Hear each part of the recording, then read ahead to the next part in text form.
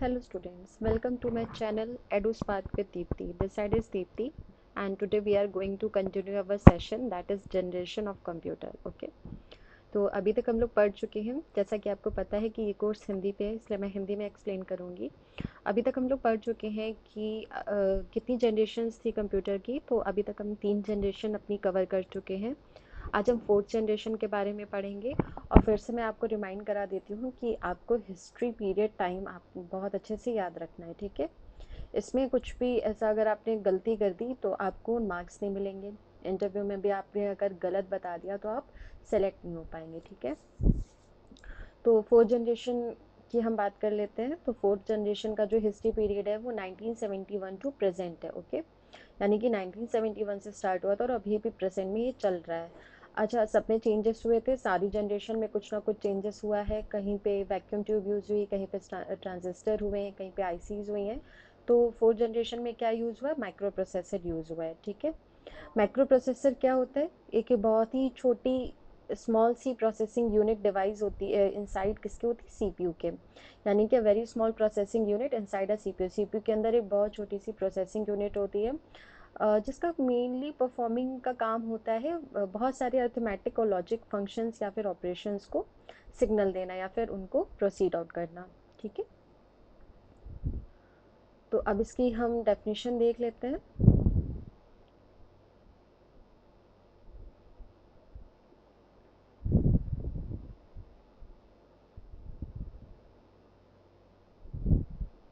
चलिए अब इसकी डेफिनेशन हम पढ़ लेते हैं।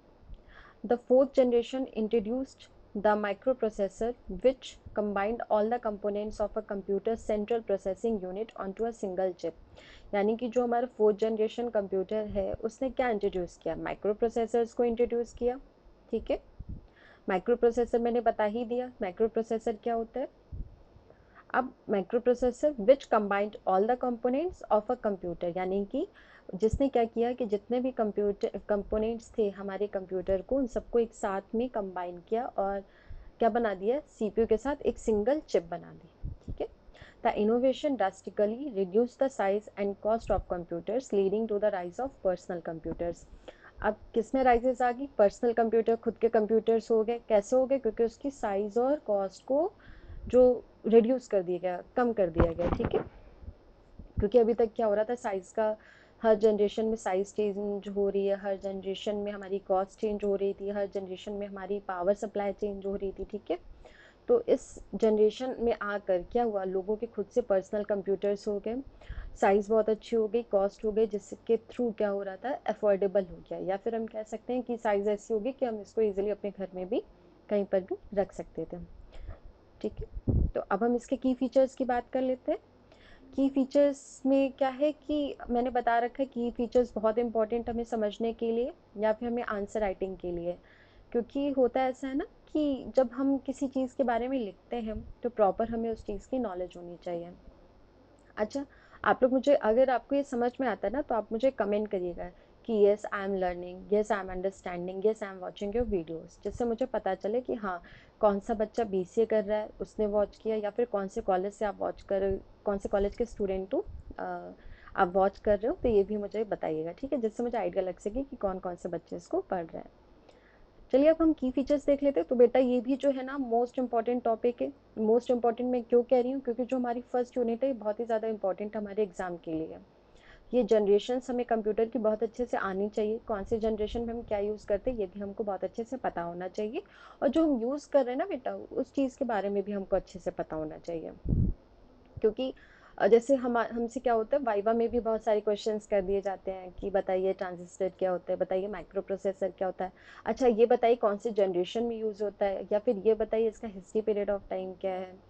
तो इसके लिए भी मैं एक पर्टिकुलर वीडियो बनाऊंगी जिसमें आपको अच्छे से बताऊंगी कि वाइवा में हम क्या क्या क्वेश्चंस करते हैं जाके बच्चों से, और प्रैक्टिकल्स में हम क्या क्या देखते हैं बच्चों से, ठीक है। और मैं एक अच्छे से प्लेलिस्ट या फिर सीरीज भी एक बना दूंगी आप लोगों के लिए कि कौन कौन से क्वेश्चंस हमारे ईयर टू ईयर रिपीट होते हैं, ठीक है। चलिए बेटा अब की फीचर्स देख लेते हैं। पहला की फीचर साइज। बेसिकली जो हमारे की फीचर्स है साइज पे, कॉस्ट पे, या फिर हीट रिलायबिलिटी पे, इन सारी चीज़ों पे ही होते हैं। साइज़ के बारे में हम देख लेते हैं। तो computers become smaller and more affordable, allowing individuals to own personal computer। ठीक है भाई, क्या कह रहा है, जो हमारे कंप्यूटर हैं ये बहुत ही ज़्यादा छोटे हो गए हैं, स्मॉलर हो गए हैं, बहुत ही ज़्यादा अफोर्डेबल हो गए हैं, इसलिए हम अफोर्ड कर पा रहे हैं साइज़ के अकॉर्डिंग। भाई हमारे घर में भी इतना स्पेस है कि हम आपका जो सिस्टम हमारा कंप्यूटर उसको हम ईजिली अपने घर में कहीं पे भी रख सकते हैं। हर एक इंडिविजुअल का क्या हो गया, खुद का एक पर्सनल कंप्यूटर हो गया। ठीक है, साइज़ अच्छी होगी तो भाई घर वालों ने भी अलाउ कर दिया, ठीक है हमारा बेटा पढ़ रहा, हमारी बेटी पढ़ रही, उसके लिए हम क्या करते हैं, एक सिस्टम ला के रख देते हैं। क्योंकि आज तो सब कुछ सबको पता है ना, कंप्यूटर से रिलेटेड हो गया, कंप्यूटर साइंस की ही फील्ड आ गई है। तो बेसिकली बेसिस में देखा जाए तो बच्चे मोस्टली BCM से या फिर BTech CS से ही करते हैं। अब हम देखते हैं पावर की, अगर हम बात कर ले तो पावर क्या है, micro processors made computers significantly more powerful.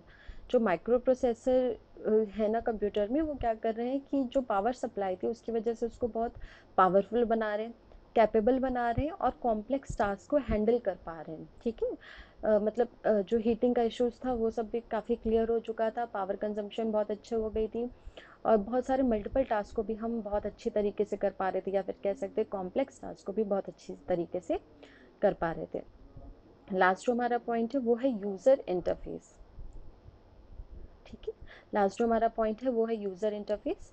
The development of graphical user interface made computers more user friendly and accessible to non experts. ठीक है, कह रहा है कि ऐसा नहीं है, अब इस जनरेशन में आके क्या हो गया, तो ऐसा नहीं है कि बहुत जो साइंटिस्ट हैं या फिर बहुत भी ज़्यादा जो एक्सपर्ट लोग हैं सिर्फ वही कंप्यूटर के यूज़ कर सकते हैं। अब जो हमारा कंप्यूटर था ना वो बाइनरी फॉर्मेट से हट चुका था, 0 1 के फॉर्मेट में कोडिंग नहीं इसमें हो रही थी, तो मतलब होती है लेकिन जो फ्रंट एंड में हम जैसे कह सकते हैं उसका जो स्क्रीन होता है वो सब क्या नॉर्मल इंग्लिश में शो करता है ना, जिससे क्या होता है कि जो बच्चा कंप्यूटर पढ़ रहा है या फिर जो भी घर के भी लोग होते हैं वो भी पता जानते हैं कि इसको कैसे चलाना है, जिनको थोड़ी बहुत नॉलेज होती है इसके बारे में।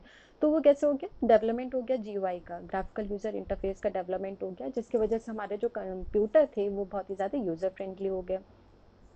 अब जब यूज़र फ्रेंडली है तो बहुत अच्छे से एक्सेसिबल हो गए, नॉन एक्सपर्ट्स की हमें ज़रूरत नहीं हुई, साइंटिफिक्स ऐसा नहीं कि साइंटिस्ट वगैरह जो हैं वही सिर्फ चला सकते हैं, हम सब भी यूज़ कर सकते हैं। ठीक है, तो इस जनरेशन में आके क्या हो गया था, बहुत ही ज़्यादा चेंजेस हो चुके थे इस जनरेशन में आके।